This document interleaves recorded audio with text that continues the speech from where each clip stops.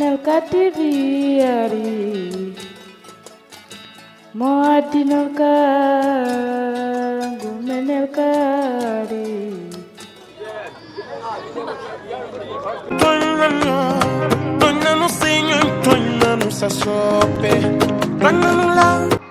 Samedi 29 novembre 2025, Pastef commune de Kanel a organisé une randonnée pédestre de mobilisation qui a rassemblé ses militants et partisans pour réaffirmer leur engagement envers leur parti, Pastef, et particulièrement à leur leader, Ousmane Sonko, et célébrer la communion patriotique. La réussite de cet événement sportif et politique a été marquée par la présence et le soutien de cadres du parti, notamment M. Suleiman Ndiaye et le coordinateur Amadou Koulibaly, qui ont fait le déplacement depuis Dakar. Écoutez Amadou Koulibaly. Assalamu alaikum bandirabe patriote mo Kanel. Assalamu alaikum bandirabe Kanel nabe. Ko adi fof ko salminde gor fof inde mo yettode mudum e dow teddungal. E wiide mon aussi on jaarama darde mon gila deɗo balɗe fof ha hande subaka ha e randonnée o gasi eɗen jarno goto fof inde mum yettode muɗum e darde mum e ñalawma o so ɗum ɓenni eɗen mbaɗa remercier Pastef mo Kanel e so mbi Pastef mo Kanel noon eɗen mbawi salminode hen calɗi Pastef mo Kanel ko wayno Mojib Kanel ɓe calminama kamɓe rewɓe wonɓe ɗo henne ɓe eɗen ñaaga aussi poɓɓe nemɓe kelle weeɓani eɗen calmina également jeunesse patriotique mo Kanel JPS Kanel salminama e darde mum aussi e organisation eɗen calmina maggu Pastef randonnée plus de 3 km ɓe mbaɗi participé ha e nder hen donc eɗen calminaɓe no fewi eɗen calmina Monab aussi e darde mum e ñalawma o so ɗum ɓenni ko activité mo ganduɗa ki waɗ baɗɗo allié sport santé et patriotisme so mbi patriotisme mbi politique e salminde dendagal garɗo yantude meɗen ɗo en ummiɓe département ɓe monsieur Souleymani Aliou Sam to Ndendori ha Seno salminama no fewi e darde ma aussi en jejjiran aussi frère meɗen patriote Fodé Konnate gummi to Soringo salminama no fewi eyyi hande son jii darde Pastef e activité oɗo ko continde tan activité ji mbaɗanɗen ɗi foof hollidde enen en joɗahi enen ko politique changement nodduɗen te on changement eɗen mbaɗa matérialisé guilden ha joni donc jarnade yimɓe foof e weltade aussi no fewi e wiide aussi kadi patriote ji ɗum ɗo ko début o tan lancement woni ɗo eɗen jogui activité ji kewɗi poɗɗi aroyde darde goto foof en nodda hen no fewi inchallah to paɗen to man jetto te Kanel inchallah ko juuɗe men fay so Allah jaaɓi mi salmini on tous les patriotes donc go fo salminama inde mum e yettode muɗum. Mais nous ne saurions commencer sans remercier l'ensemble des patriotes ici présents qui ont répondu à l'appel de la session communale de Pastef les Patriotes. Mais mention spéciale à nos amis patriotes de Wourossidi, en l'occurrence Fodé Konnate, mais aussi à M. Sam de Ndendori, qui ont marqué la cérémonie de leur présence. Mais cette cérémonie ou bien cette journée a été l'occasion pour nous de réaffirmer surtout notre engagement et notre dynamisme commun. C'est l'occasion pour tous les patriotes de Kanel de montrer que nous sommes tous unis derrière notre leader qui n'est rien d'autre que Ousmane Sonko. Donc Pastef les patriotes réaffirme son engagement envers le Pastef national, bureau national et en l'occurrence M. Ousmane Sonko. Nous ne saurions aussi terminer sans aussi remercier le frère Souleymane Ndiaye qui n'a ménagé aucun effort pour la réussite de nos journées. Donc mention spéciale à tout le monde et merci à votre honorable participation. Merci, c'est gentil. Assalamu alaikum wa rahmatullah. Assalamu alaikum bandirabe Futankobe. Assalamu alaikum bandirabe Kanel nabe. Assalamu alaikum les membres et sympathisants de Pastef commune de Kanel et département de Kanel. Mi salmini won ngenmi ko poɓɓon non koye moɗon parce que hande ko mbaɗɗen ɗo ko hunde mo ganduɗa ene waɗi fayida no fewi par ce que goto foof acci haaju muɗum himmu muɗum ari hande yaadude e groupe o pour wadde randonnée pédestre mo ganduɗa hande le thermomètre, mais peut-être on peut dire qu'on est à 40 degrés à l'ombre. C'est un sacrifice mawɗo popone koye moɗon. So ɗum ɓenni, randonnée pédestre wana une activité qui est sortie d'ex nihilo. C'est mûrement réfléchi.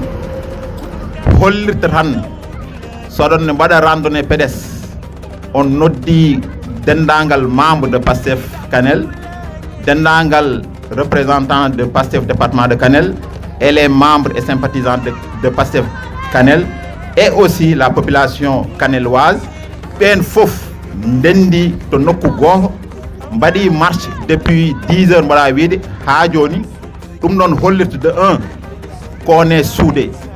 Depuis 2016 ha joni PASTEF Kanel koko wadi révolutionner la manière de faire de la politique ici à Kanel, mais non seulement au niveau du département.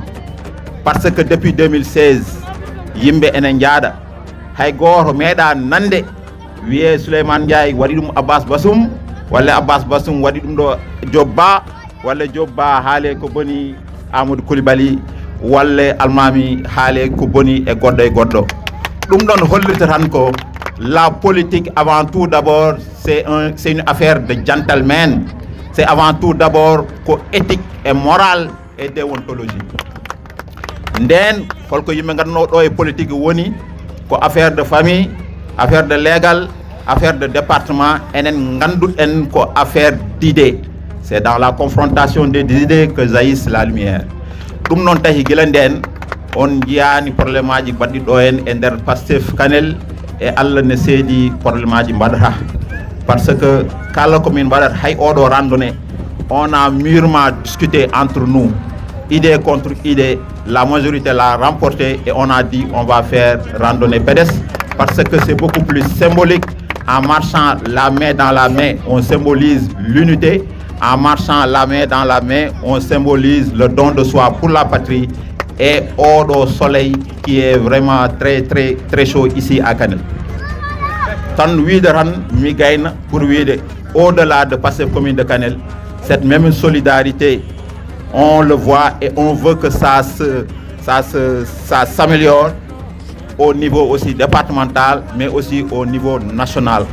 Il faut que les gens prennent exemple Tchikoumi et der PASTEF commune de Kanel pour que nganden enen fof ko umminen tan ko l'intérêt commun, wana l'intérêt Souleymane Ndiaye, wana l'intérêt Fodé, wana l'intérêt Sam, ko intérêt commun. C'est intérêt commun et c'est dans l'unité qu'on peut bâtir des ponts. Et Inch'Allah Rabbi, ko nien minen PASTEF Kanel min jogor nangir dum ha 2027 Inch'Allah Rabbi, et c'est le tout puissant dum do kanko il ne va pas nous décevoir parce que so berde men laabi so golle meden be fof ngoni objectif gor. C'est sûr et certain qu'en 2017 Inch'Allah Rabbi, en 2027 Inch'Allah Rabbi, la mairie de Kanel reviendra à PASTEF les patriotes.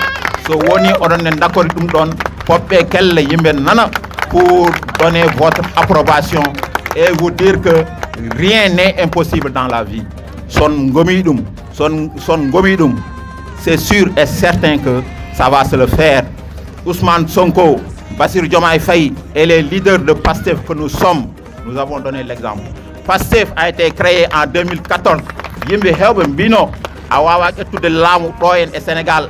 Tu ne peux pas accéder à la magistrature suprême si tu n'es pas sous tutelle des puissances étrangères, si tu n'es pas sous tutelle des puissances des lobbies internes et externes. Et nous, on a pris le pouvoir grâce à Dieu, sans ces lobbies, mais en se basant seulement sur la population sénégalaise, sur la population foutanké, sur la population casamançaise, sur la population de toutes les contrées du Sénégal et de la diaspora. Donc merci beaucoup PASTEF les patriotes pour lui dont on haya soko lawol. Inch'Allah Rabbi, il y a d'autres activités qui vont se faire.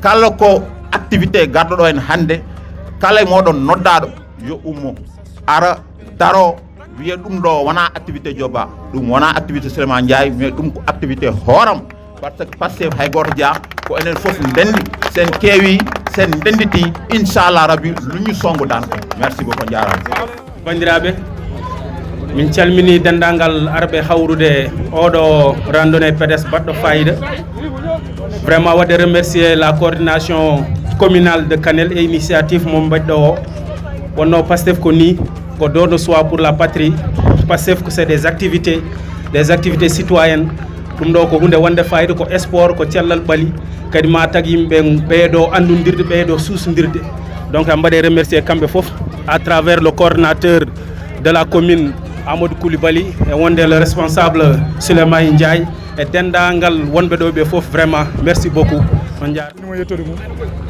eɗen mbaɗa remettre symboliquement ɗiɗo baloji Kanel basket club mais haade men wadde ɗum en mbaɗa rappeler le contexte ko ɓooyani balɗe ɗinnuɗɗore Souleymane Ndiaye ɓe dañino activité ɓe mbaɗimo parrainé activité o ari o addi kala ko foti addude pour Kanel basket club o addi ballon ngaji o addi no mayoji etc nde min gari nde min mbaɗi constaté ko ballon gaddunoɗi ni ko ballon ji numéro 7 wonno ɗon nomin mbaɗi ɗum constaté nde Souleymane wi seɗen somi hooti de il faut min ƴewanaɓe aussi ballon ji numéro 6 pour hollirde kanko kala ko haali nene haqqille makko nene miijo makko ɗum de o waɗi suivi o nde o arata ngollo nde o soodi ballon ngaji numéro 6 o addi wadde remettre wadde complété ko winnoɓe ko donc c'est un homme de parole c'est un homme kala ko haali haqqille makko nene hen kala ko haali inchallah mo tinno e wadde ɗum noon mo ƴeew feere fof o waɗa ɗum ko ɗum addi ɗiɗo oɗo ballon ngaji aujourd'hui donc ɗum waɗe remettre Kanel basket club donc de manière symbolique merci on jarama